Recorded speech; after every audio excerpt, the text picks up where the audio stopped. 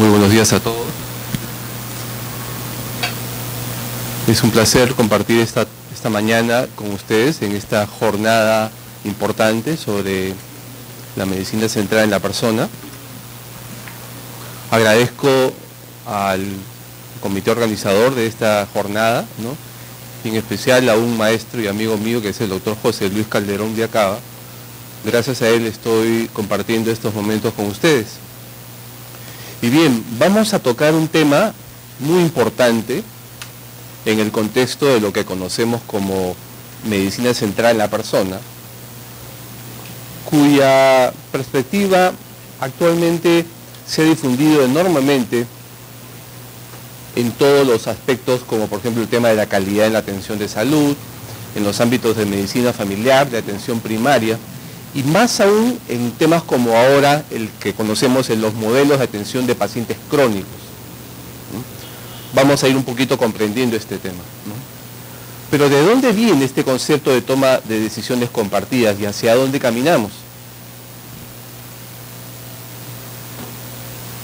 Allá por el año 1966, el doctor Abedis Donabedian, un profesor libanés radicado en Estados Unidos, empezó a desarrollar muchos aspectos vinculados a la atención de salud, en especial todo aquello referente a la calidad de atención. Y él hablaba que en toda atención de salud existe, en primer lugar, una dimensión humana de la atención. Esto es, todo aquello referido a la interacción entre el cuidador y el paciente. Esta interacción es tremendamente importante como un hecho social, no solamente como un hecho individual, ¿no? Y ahí empieza reconociendo la importancia de ese contacto, ¿no? De esa interacción o relación que todos conocemos ahora como relación médico-paciente o como relación paciente-sistema, ¿no? El segundo aspecto es lo referido al conocimiento técnico que todos conocemos, ¿no? Y esta dimensión es la que de alguna forma se ha venido privilegiando durante muchos años, ¿no? Nosotros como médicos privilegiamos sobre todo el desarrollo tecnológico, ¿no? Y a veces dejamos un poco el aspecto humanístico, ¿no? Y tercer lugar es el sistema. Tenemos que reconocer que nosotros como cuidadores, como trabajadores y médicos, jugamos un partido, ¿no? dentro de un equipo de salud. No trabajamos de manera individual. Por lo tanto, es tremendamente importante reconocer que el sistema va a tener un rol importante en el desempeño de los cuidadores, de los médicos, de las enfermeras, ¿no? Y sobre todo, un rol preponderante para promover una medicina y una atención centrada en el paciente, ¿no? Ya en el año 2000, un reporte importante, este reporte se llama Cruzando el Abismo de la Calidad. Es un reporte publicado por el Instituto de Medicina, que es una institución importante y base de la Academia Nacional de Medicina de los Estados Unidos. Empieza a trabajar el tema de calidad y publica ese reporte que pone en agenda qué cosa es la calidad de la atención y cómo promoverla, ¿no? Ellos definen, por ejemplo, que es el grado en el cual nuestros servicios de salud promueven para individuos y para poblaciones, incrementan la probabilidad de alcanzar los mejores resultados en salud, ¿no? De acuerdo a la mejor evidencia y conocimiento actual. Este reporte, además, nos da a conocer que toda atención de salud debe tener o debe cumplir con 6 metas: la efectividad, la seguridad, la eficiencia, la oportunidad, la accesibilidad, pero sobre todo la atención centrada en el paciente, ¿no? Nosotros conocemos actualmente que el aspecto de seguridad del paciente se ha desarrollado enormemente a nivel mundial, que tiene que ver con aquellas acciones que buscan prevenir cualquier efecto indeseado de la atención sobre el paciente, ¿no? Es importante mencionar que estas metas tienen que desarrollarse dentro de un sistema de atención, ¿no? La efectividad de la atención tiene que ver con en qué grado cumplimos o nos desenvolvemos de acuerdo a los estándares de atención y logramos el mejor resultado de acuerdo a esa mejor evidencia, ¿no? En tercer lugar, el tema de la eficiencia es ahora cada vez más importante, reconociendo que los recursos en salud siempre son limitados, ¿no? Entonces tenemos que reconocer que cuando un sistema es mejor en la medida en que usa racionalmente los recursos y sobre todo minimiza los desperdicios que muchas veces están en los procesos de atención, no solamente en las personas, sino en los procesos de atención. La oportunidad evidentemente es un aspecto esencial, ¿no? Porque si yo tengo que operar a un paciente, tengo que operarlo en el momento correcto, no después, porque si lo hago después, eso va a generar un resultado indeseado, ¿no? Y vemos muchas veces problemas en la oportunidad de la atención en la medida en que el sistema no permite, por ejemplo, una comunicación oportuna entre un pueblo y otro.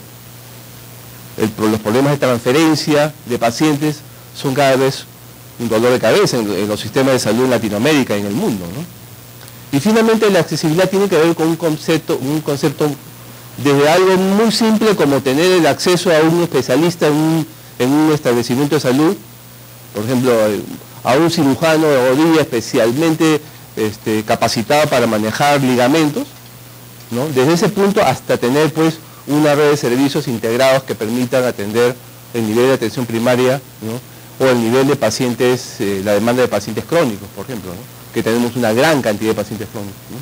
Pero lo más importante es el centro, ¿no? El paciente es el eje del sistema, es el pivot, ¿no? Es el objetivo central de la atención. Esto es tremendamente, diríamos, no quiero hablar de una manera, digamos, revolucionaria, pero esto es un tema que hay que moverlo, hay que transmitirlo y desarrollarlo, ¿no? Porque esto es la base para poder conceptualizar la calidad de la atención.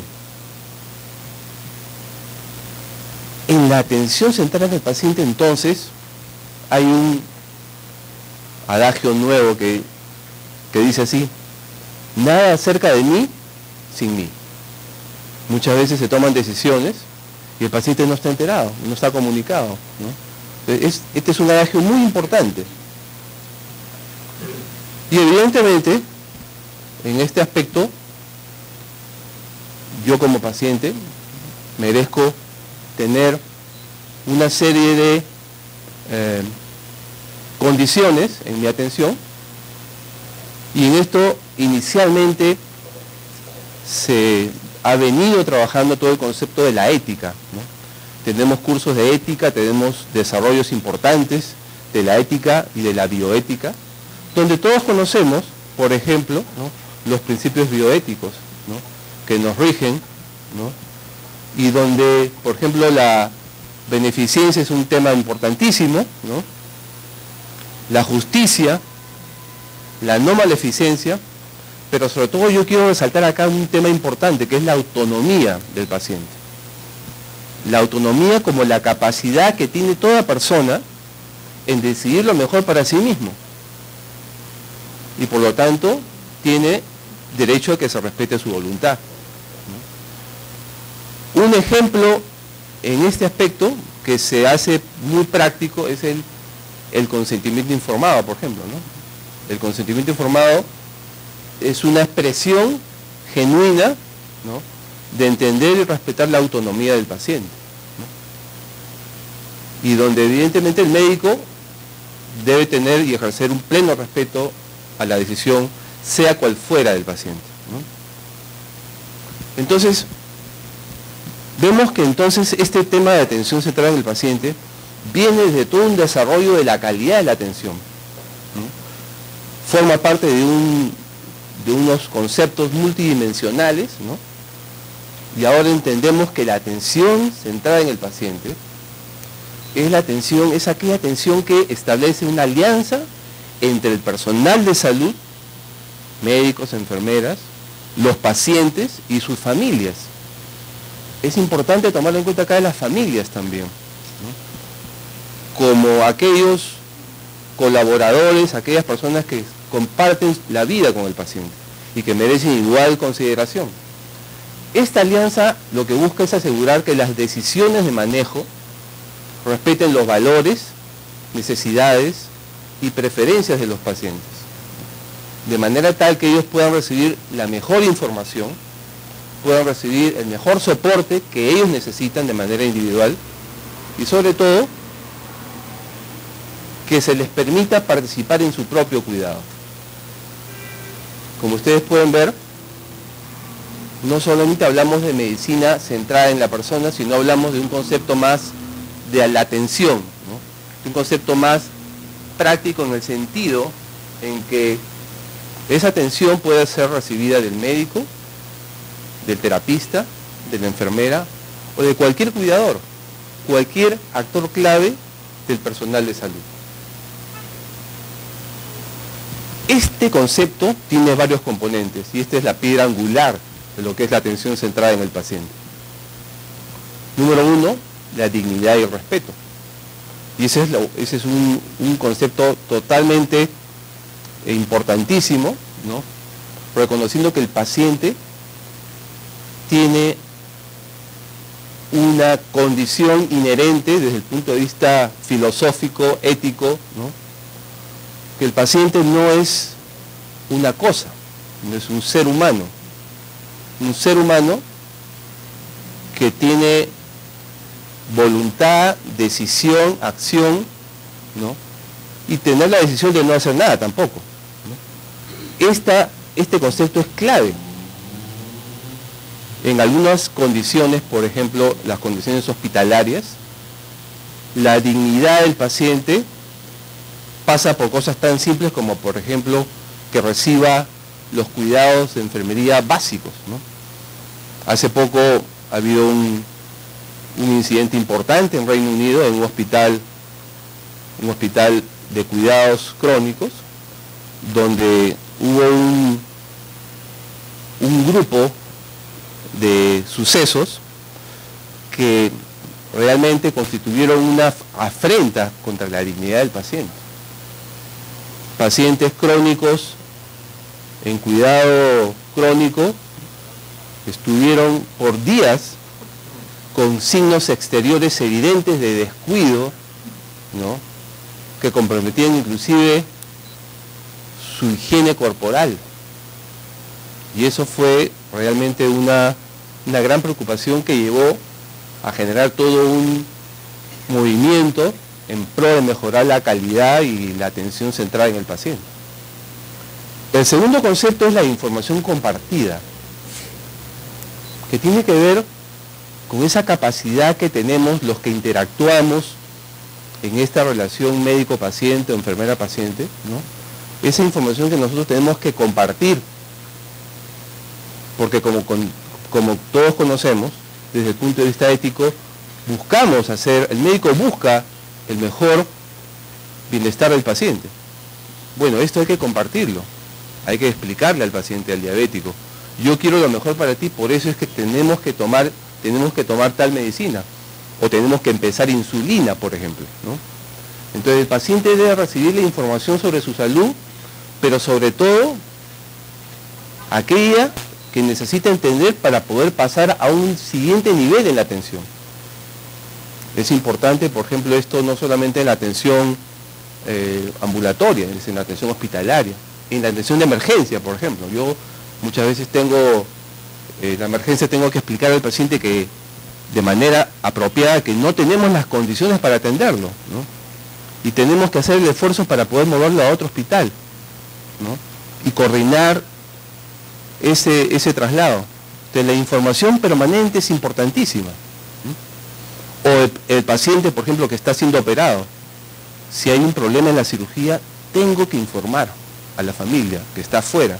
Tengo que establecer esos mecanismos necesarios para que una persona a quien yo decida, si yo soy el médico responsable, comparta con la familia y diga, este paciente por algún motivo ha sucedido algo.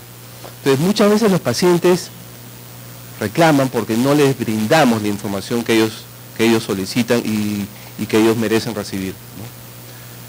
El tercer y el cuarto elemento de este concepto de atención centrada en el paciente tiene que ver con un paciente que no es un sujeto pasivo, un paciente que quiere participar en la atención.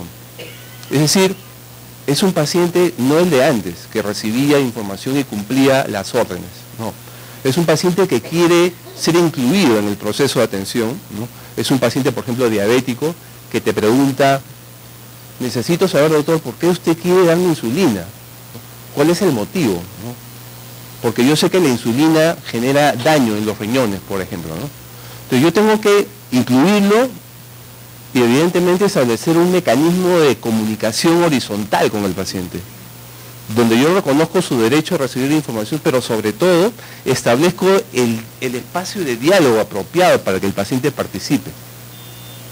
Y este es un tema, en esencia, digamos, que tiene varias aristas, ¿no? De derecho, de consideración, de respeto, etcétera, etcétera, ¿no? Y finalmente, el tema de la colaboración, que tiene que ver con la manera como el paciente forma parte del equipo de salud, ¿no? Yo siempre comparto con los pacientes, sobre todo los pacientes crónicos, ¿no? Yo les digo a aquellos que no están yendo bien por algún motivo, les digo, mira, le digo, tú eres parte de este equipo, enfermera, nutricionista, médico, ejecutivo, todos somos un equipo que busca tu mejoría, tu mejor estado. Queremos hacer lo mejor contigo, pero necesitamos que tú colabores. Tú eres parte del equipo. Tú no eres un sujeto que recibe indicaciones.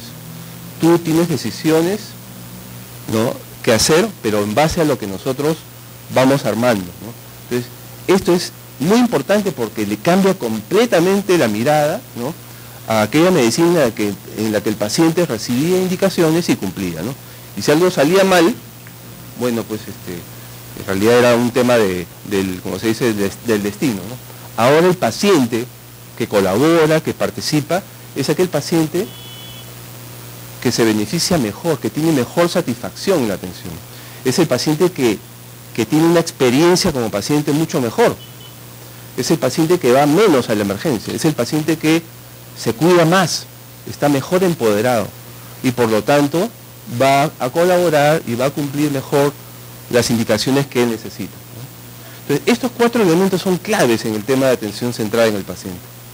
Entonces, cuando hablamos de toma de decisiones compartidas, tenemos que reconocer entonces que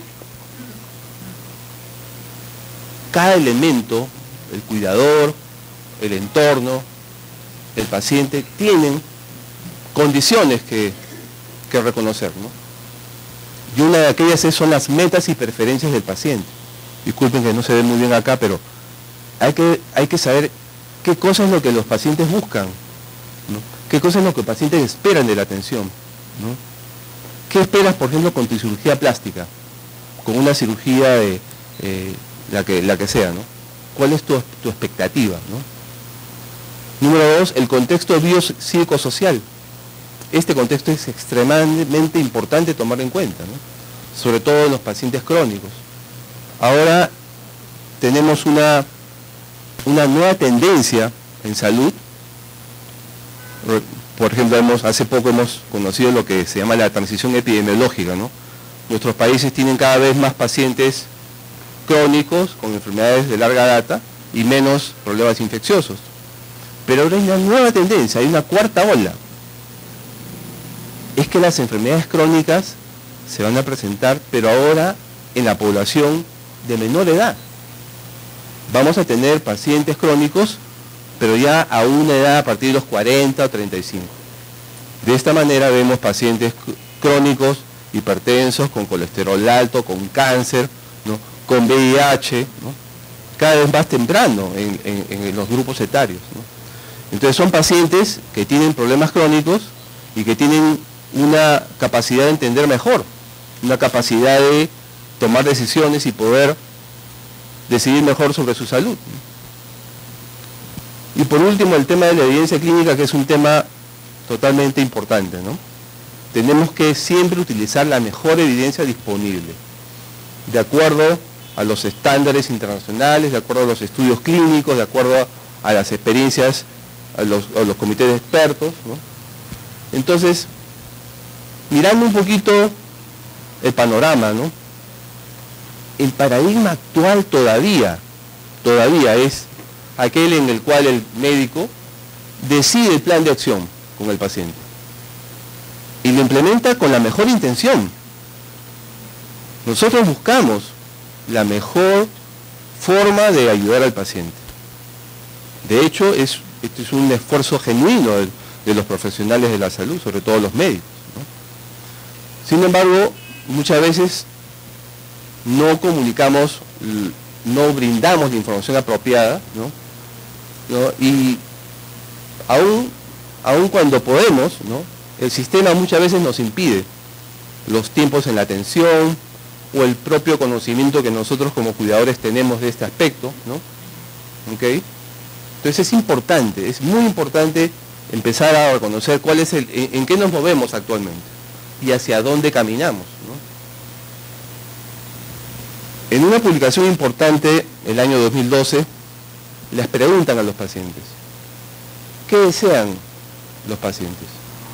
Bueno, nosotros queremos participar en el proceso de atención. Queremos sobre todo recibir información. Los diabéticos necesitan saber qué cosa es la insulina, qué cosa es aquel examen que se llama hemoglobina glicosilada, que nos dice cuán bien estamos yendo, por ejemplo, ¿no? Si la insulina daña los riñones, si la insulina genera dependencia, por ejemplo, ¿no? Información es lo que los pacientes necesitan. Entonces, estamos viendo, por ejemplo, que en los últimos 15 años, el paciente es un paciente mejor empoderado, mejor enterado, ¿no? Evidentemente, cada vez más quieren participar en las decisiones de manejo, ¿no? Esto es importante porque ellos entonces se convierten en un actor más, un actor clave más de la atención, que puede permitir inclusive disminuir la variabilidad en la práctica clínica. De esta manera, el nuevo paciente actualmente es un paciente que conoce su enfermedad, que sabe mejor de su condición y su enfermedad que nadie más. Es aquel paciente que entiende que hay una serie de estresores sociales, ¿no? De compromisos o de condiciones familiares que no le permiten muchas veces cumplir con la medicación, ¿no? Pero que es un paciente que usualmente es muy crítico, ¿no? Y tiene una actitud muchas veces perseverante en cuanto a criticar los riesgos y asumir los riesgos que pudieran aparecer, ¿no? Sin embargo, siempre buscará que sus valores y sus preferencias estén siempre a salvo, ¿no? Todos conocemos los pacientes que tienen determinada condición o convicción religiosa que no desean algún procedimiento como por ejemplo una transfusión sanguínea, ¿no? ¿Okay? Entonces, mientras que nosotros conocemos mejor el diagnóstico, conocemos mejor nuestro negocio, que es diagnosticar, tratar, prevenir, ¿no? Analizar las condiciones nosológicas, el paciente conoce mucho de sí. Entonces es importante integrar estas dos perspectivas. Entonces, tenemos que entonces saber que la información es un tema clave, que el paciente tiene que entender lo que le decimos, ¿no? Y es importante hacerle repetir, ¿no? Lo que le hemos explicado, y que finalmente él, ante cualquier propuesta de tratamiento, sea médico o sea intervencionista, va a decidir qué y cuándo lo va a hacer. De hecho, los pacientes lo hacen, te dicen, no, todavía no deseo insulina. Tú le insistes, le explicas las razones racionales y te dice, quiero esperar 2 meses más porque quiero intentar medicamentos, quiero intentar otra droga, etcétera, etcétera, ¿no? Entonces, estamos hablando de que estas decisiones ya empiezan a trabajar reconociendo que el paciente tiene una autonomía, ¿no? Él decide cuándo, ¿no? El paciente tiene que recibir, dentro del contexto de calidad, una atención, como ya hemos repetido. Él tiene derechos, ¿no? Pero hay un elemento más, hay un actor más que nos va a permitir poder trabajar en este contexto, que es la toma de decisiones compartidas, ¿no? ¿Qué cosa es la toma de decisiones compartidas? es el conjunto de decisiones que son compartidas tanto por cuidadores como por médicos, por pacientes, basados en la mejor evidencia disponible, pero que sobre todo respetan las características, los valores y las preferencias del paciente, ¿no? Todo con la finalidad de lograr el mejor resultado del paciente. Y cuando hablamos de resultado, estamos hablando de un tema de calidad. Si yo logro el resultado que espero, estoy hablando de una atención que es de calidad, que es efectiva, ¿ok? Entonces no olvidemos que esto busca ser la mejor elección del paciente, para el paciente. En este concepto de decisiones compartidas, tenemos entonces que entender que esto es un proceso, ¿no? Un proceso, ¿no?, de dos tipos. Primero, que es un proceso que recién estamos promoviendo ya varios años, que probablemente todavía las instituciones y los médicos todavía no han incorporado del todo, pero que estamos trabajando en ello, ¿no? Es un proceso de migrar de un modelo paternalista hacia un modelo de alianza con los pacientes, ¿ok? De involucramiento, de empoderamiento, de educación, orientación, etc. Ese es el primer proceso. Un proceso, digamos, del sistema, ¿no es así? Un proceso global de los sistemas de atención. Y el segundo proceso es un proceso más individual, es un proceso más que nos corresponde a nosotros como cuidadores, a mí como cuidador, que tiene que ver con entender esta nueva mirada y empezar a conversar sobre el manejo de un paciente. ¿Cuáles son sus expectativas? ¿Cuáles son sus experiencias iniciales? Porque él puede decir, no, he tenido una mala experiencia en este aspecto, ¿no? Y por lo tanto, él va a decir, prefiero esperar, o prefiero el tratamiento B, por ejemplo, ¿no? Entonces yo tengo como una necesidad de ir aprendiendo este concepto, este proceso, es decirle, bueno, mira, tu elección es factible, sin embargo, yo como médico busco lo mejor para ti, por lo tanto, te voy a mostrar esta evidencia de una manera muy amigable, muy entendible, y tú vas conmigo a revisar la evidencia sobre la mejor manera de manejar tu cáncer de mama, tu diabetes, o por ejemplo un reemplazo total de cadera, ¿no?, con tal prótesis, de esta manera o de otra, ¿no? De tal manera que este es un proceso en el cual el médico, el cuidador, trabaja de manera cooperativa con el paciente, revisa las opciones, ¿no?, de manera integral, completa, de acuerdo a la evidencia, y finalmente, después de la iteración, ¿no?, en el cual el médico y el paciente están al mismo nivel, donde no hay jerarquías, donde todos somos un equipo, ambos llegan a una decisión, ¿no?, en la que las preferencias ya no son aquellas basadas en la experiencia negativa pasada, sino la preferencia está basada en la mejor información disponible en ese momento.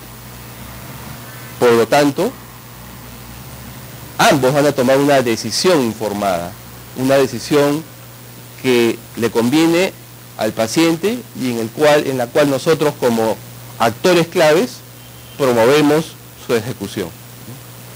Este es el esquema,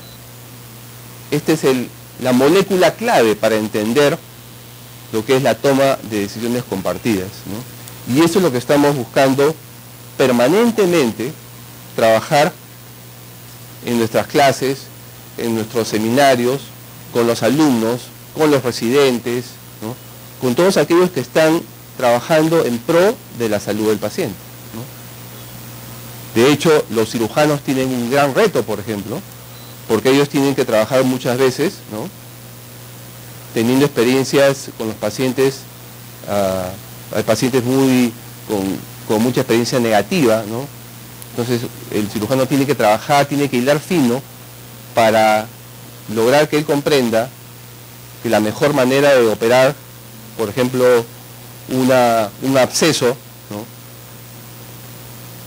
Un absceso retroperitoneal es simplemente poniendo un dren, ¿no?, a través de la pared del abdomen, ¿no? Yo le quiero compartir una historia muy breve, ¿no? Allá por los años 89, 90, tuve la oportunidad de trabajar en una clínica privada y teníamos un paciente de casi unos 70 años, con buena condición y clase funcional, diabético, y tenía un abdomen agudo. Tenía 20.000 leucocitos, ¿no? Y entonces el paciente no quería operarse, ¿no?, porque decía que ya pues su vida había llegado a su fin, ¿no?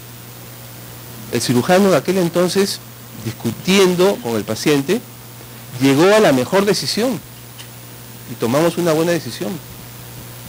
No hacer una laparotomía exploratoria, sino hacer un abordaje percutáneo al lado derecho del flanco, en el flanco derecho, ¿no?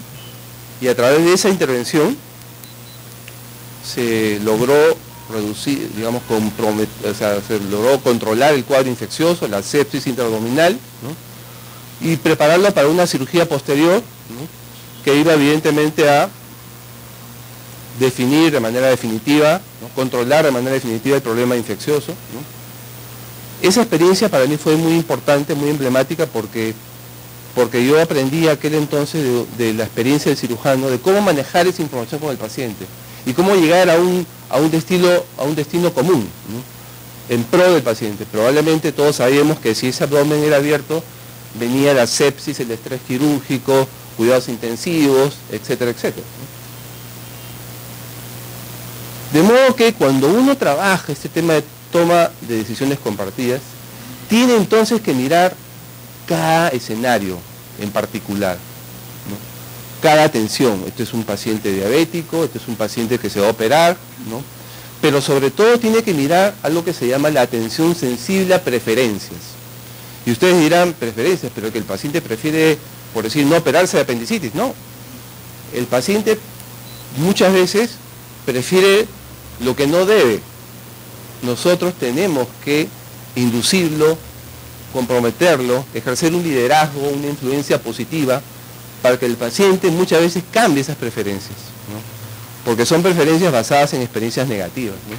Entonces yo le tengo que brindar opciones, ¿no?, para que él pueda conocer todas aquellas que ayudan a que él esté mejor, a su bienestar, ¿no?, a su mejor recuperación, ¿no?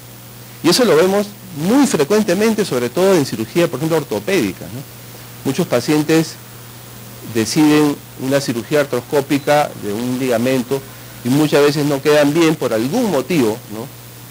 Entonces ellos dicen, hubiera preferido que me den todas las opciones, ¿no?, entre no operarme, entre hacer medicina rehabilitativa o hacer cirugía, ¿no? Y esto es importante porque al final, en la práctica, vemos que hay una gran demanda porque los pacientes reciban esa información que muchas veces, por razones que todos conocemos, no se la brindamos, ¿no? Pero que hay un tema importante también, es el tema de riesgos en la seguridad del paciente. Como todos conocemos, cada acto médico tiene riesgos, ¿no? Por lo tanto, tenemos que tomar en cuenta siempre este aspecto a la hora de tomar decisiones, ¿no? Muchas veces hay opciones de manejo que tienen más riesgo de generar daño que otras, ¿no? Este es un esquema que es muy utilizado en el manejo de pacientes con diabetes, por ejemplo, ¿no?, donde yo empiezo a trabajar cada elemento en el cuidado, ¿no? El tabaquismo, el uso de alcohol, la alimentación, el ejercicio, el peso, las metas metabólicas, ¿no?, glicosilada, lípidos y sobre todo la adherencia al cumplimiento. En la primera visita muchas veces no logro optimizar la mayoría, ¿no? Poco a poco yo voy a ir discutiendo cada una, ¿no?, de manera tal que de manera compartida puedo lograr el manejo del paciente, ¿no? Este es un instrumento que cada vez más se está utilizando para tomar la decisión de si dar o no tratamiento con estatinas a pacientes con dislipidemia, ¿no? Y acá, esto es una experiencia muy importante que se realiza en Mayo Clinic. El doctor Víctor Montoy, amigo mío, es uno de los pioneros y uno de los impulsores importantes de esta herramienta, que esta es una ayuda visual. Y les decimos, mira, tú tienes acá 49% de riesgo de tener un evento cardiovascular si no tomas la medicina, ¿no? Y si tomas la medicina, acá el grupo de los azules son aquellos pacientes que se van a beneficiar, ¿no? Esas ayudas visuales, además de la explicación, son extremadamente muy útiles para poder ayudar al paciente a que tome una decisión, ¿no? Y esto está basado en la evidencia, ¿no? Es muy importante brindar la información de una manera muy amigable, ¿no? ¿Qué barreras tenemos para la adopción de la toma de decisiones compartidas? Primero, muchas veces esto se ve como un desafío a la autonomía del médico, ¿no? Aún hay conocimiento limitado de estos temas de calidad y atención centrada en el paciente, ¿no? Muchas veces no reconocemos aquellas decisiones sensibles a preferencias, ¿no? A veces no está disponible la mejor evidencia actual, ¿no? Está en un reporte que no está accesible, ¿no? Pero sobre todo, el tema más importante es una ausencia de cultura de calidad y seguridad, que es un aspecto que tenemos que trabajar y que ya lo estamos haciendo a nivel tanto del ámbito académico como en los hospitales, ¿no? Es importante, para terminar, desarrollar iniciativas de involucramiento del personal de salud, sobre todo de los médicos, para que conozcan más este tema, ¿no? Esto en busca de empoderar mejor al paciente, ¿no? Es también muy importante y necesario desarrollar ayudas en decisiones para nosotros, para nuestra población, para nuestra comunidad, que sea aplicable, que esté validada para el contexto sociocultural, ¿no? Tenemos una población muy diversa, ¿no? Es muy importante empezar a trabajar en entrenar en este tipo de habilidades, ¿no? A través de juego de roles, técnicas de simulación, en escenarios, etcétera, etcétera. Esto nos va a permitir enormemente minimizar riesgos legales, minimizar problemas de seguridad del paciente, pero sobre todo, y lo más importante, es promover una educación en salud, una orientación y un involucramiento de los pacientes, ¿no? Cada vez mejor. Muchas gracias.